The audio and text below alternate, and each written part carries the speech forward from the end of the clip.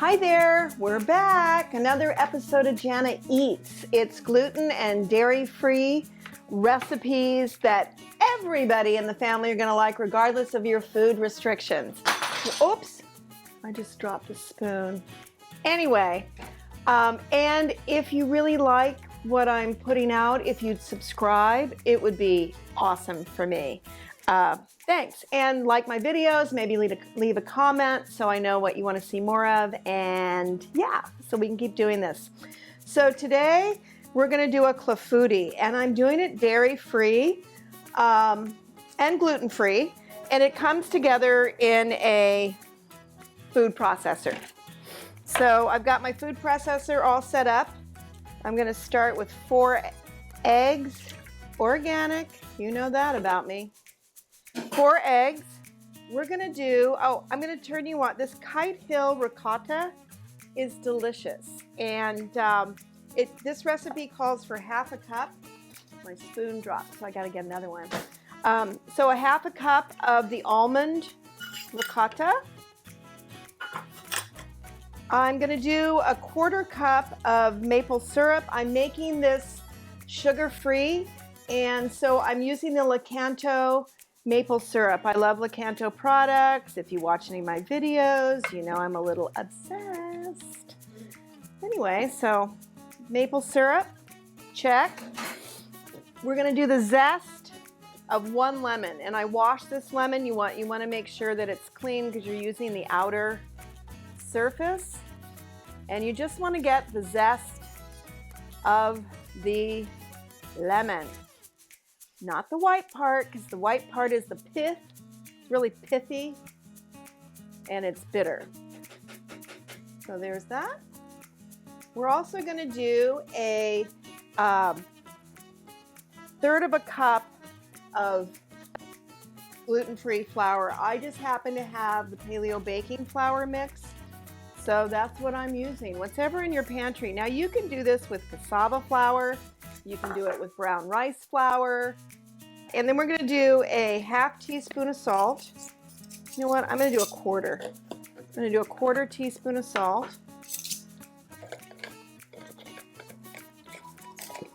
And I need a 1/2 cup of non-dairy milk. I really like this macadamia milk. It's super delicious, and it's a little thick and kind of creamy. We like it in our household. See that? And they have it at Costco in 4 packs. Woo! Okay, let's see. Eggs, salt, lemon. Yes. Okay, the other thing I did is I took a pie plate and I just sprayed this with coconut oil, but you can use avocado oil. You can do a vegan butter. If you want that, Miyoko's is really good. The other thing too, I'm gonna put let's see. I have these blueberries. Now I was gonna do this clafoutis with frozen cherries because I have some in my freezer, but you can do this with frozen berries, cherries. I just have fresh blueberries in here, and I'm gonna put about a cup in the bottom of this, just so I use them before they go bad, right? And they're good for you. Okay. Let's blend this.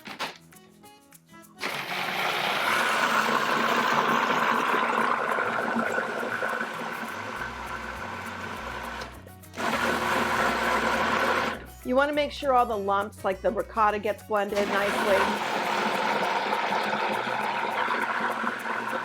You can also do this without a food processor if you want to put the eggs in first and whip those. You know, you don't need this equipment for this, but I like it because it does all the work for me.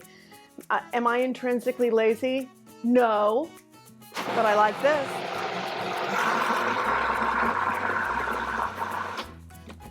Okay. Then we're just gonna pour, and you know what? I'm gonna put this on a sheet pan when I get ready, when the time comes, because if it puffs up. So I'm heating my oven to 350.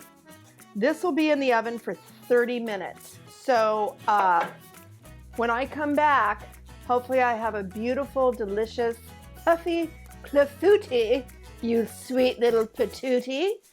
We'll be back.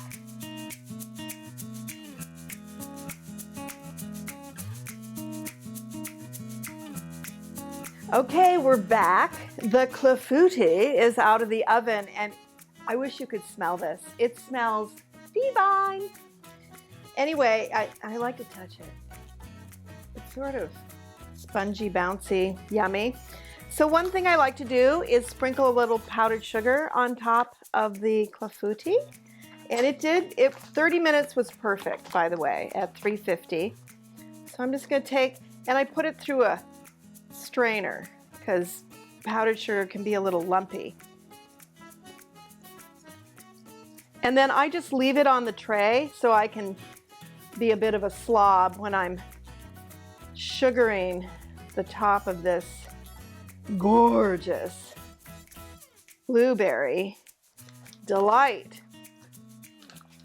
Okay, it's a little warm. I don't know if I can cut it yet. Let me test it. Oh, maybe. Nope, I can do it. Watch me. Oh yeah. Oh,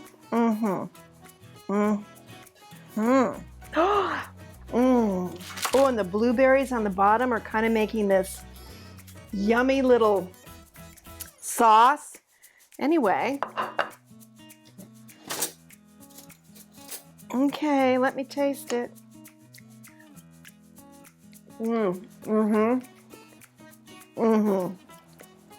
Really good. Not too sweet. Blueberries give a little tang. Now I'm sounding like Guy Fieri.